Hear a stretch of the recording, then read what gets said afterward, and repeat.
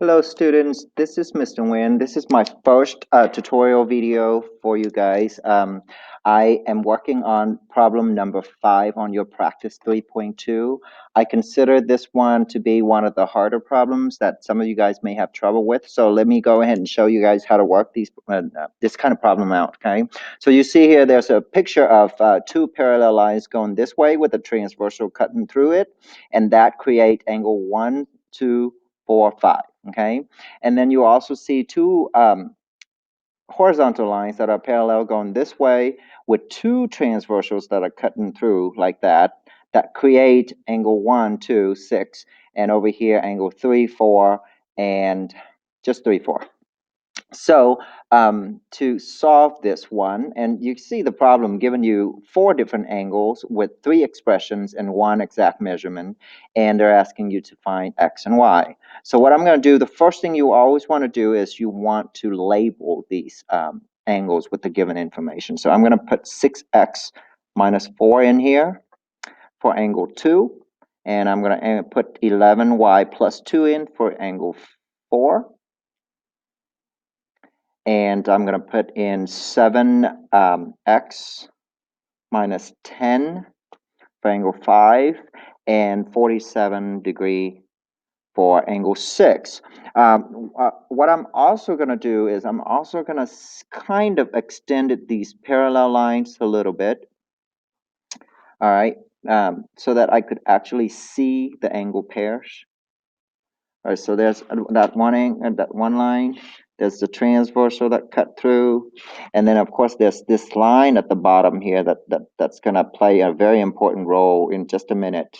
Okay, this line right here. Okay, this line right there. I'm going to extend that line at the bottom there. Okay, so now let's look at the x value first, and the reason I'm saying that is because you always want to set up some kind of equations when you're trying to solve for x and y, and the equation needs to have the same variable in it. So if you look at this problem, the ones that have x in it would be angle 2 and 5. So I would look over here and say, okay, angle 2 and 5, let me use a highlighter so you can see the relationship a little bit better. And this is not a bad idea to do it on the test also, you know.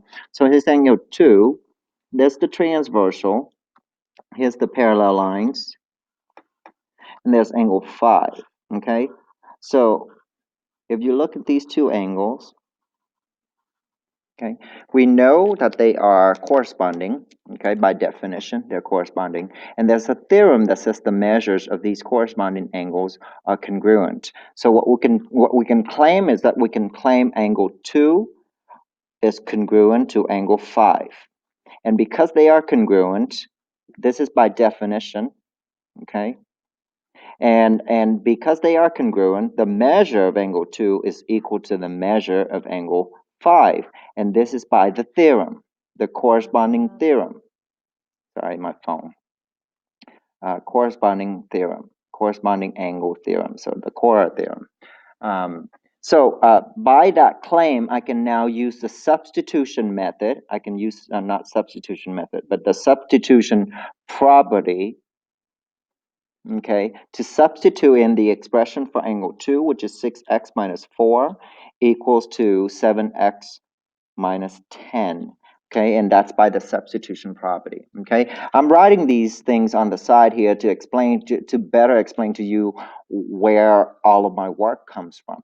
Okay, and now I am going to get the x's together on the same side, and the best one to move is the 6x, so I'm going to be subtracting 6x. Okay, so by the subtraction property, okay, the subtraction property allows me to subtract 6x on both sides, and I would end up with 1x minus 10 equals to negative 4 on this side. Okay, don't forget to bring down that negative as well. Okay, now I'm going to get the negative 10 away from that side to go over here. So by the addition property,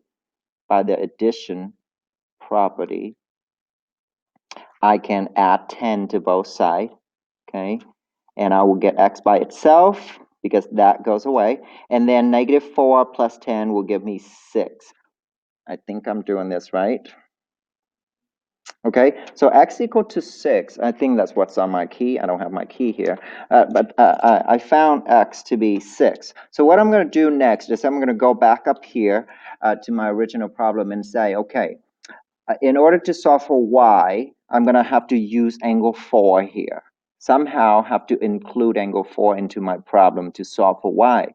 But then I can also look, I'm like, angle 4, there's nothing that is related to angle 4 except for these sets of angles. Okay, if you notice these set of 3 angles are sitting on a straight angle. Okay, so these 3 angles make up a straight angle. The only thing that I don't really know right now is that angle right there. If I know what that guy is, then I can add all of these together and they equal to 180 because that's the definition of a straight angle, is these 3 add to 180.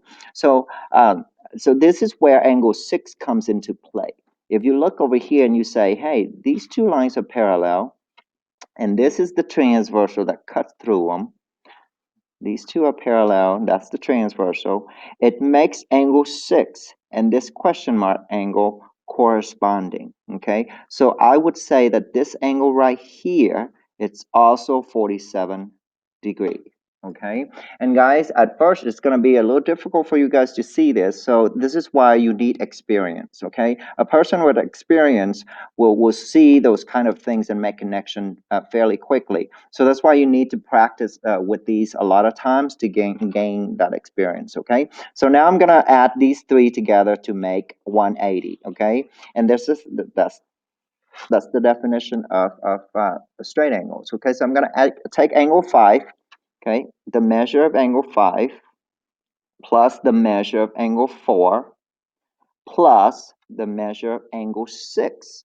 And just notice I'm borrowing angle 6 and put it over here so I can call that angle 6 by the substitution property. All of those 3 add to 180 degrees. This is the most important understanding that you need to have because this will help set up the equation for you. Okay, so we're going to put in the measure of angle 5.